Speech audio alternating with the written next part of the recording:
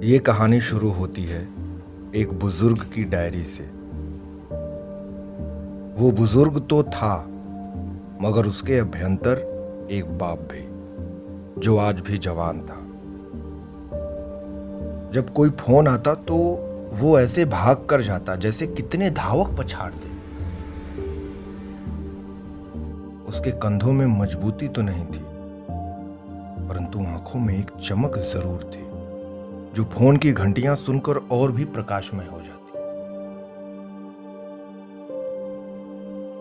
हर रोज दिन ढल जाता तो वो अपनी डायरी में कुछ लिखता। एक छोटा सा कमरा था, उसमें एक छोटी सी खिड़की भी थी। उस छोटी सी खिड़की से शायद उसे कोई बहुत बड़ी उम्मीद नजर आती थी।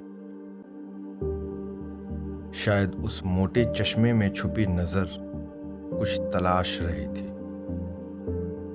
खाने के लिए 2 रोटियां भी मिल जाती थी, पर उसे भूख तो कुछ और थी।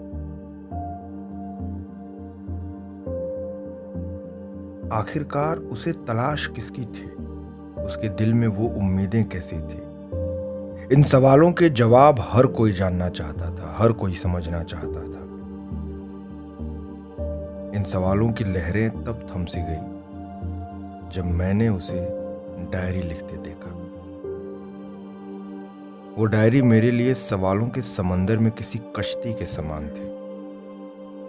मैं उसकी सारी उलझनें समझने लगा जब उसकी डायरी चुपके से पढ़ने लगा। उसके 2 बेटे थे जो अपनी बुलंदियों को छूने की कोशिश में थे, परंतु उस बूढ़े का बोझ उठाना किसी ने मुनासिब नहीं समझा। जिसने एक सवाल का 100 बार जवाब देकर बोलना सिखाया, उसकी एक बात सुनने की क्षमता किसी में न थी। बचपन में उंगली पकड़कर जिसने चलना सिखाया, अब उस लड़खड़ाते बाप का हाथ थामने को कोई तैयार नहीं था। जिसने अपनी जिंदगी की सारी दौलत उनकी परवरिश में लगा दी, अब उनके दवाओं का खर्च उठाने की जिम्मेदारी किसी में न थी। एक ही बाग में जिसने सबको फूलों की तरह सजा कर रखा, उस माली को वृद्धाश्रम में तन्हा छोड़ गए। न जाने आज ऐसे कितने माँ बाप हैं जो वृद्धाश्रम के ऐसे ही कमरे में हैं, जो आंखों में उनके लौट आने की उम्मीद लिए खिड़कियों से राह देखते हैं। फोन की घंटियां बजते ही शायद मेरे बेटे का होगा, ये सोचकर दौड़ जाते हैं।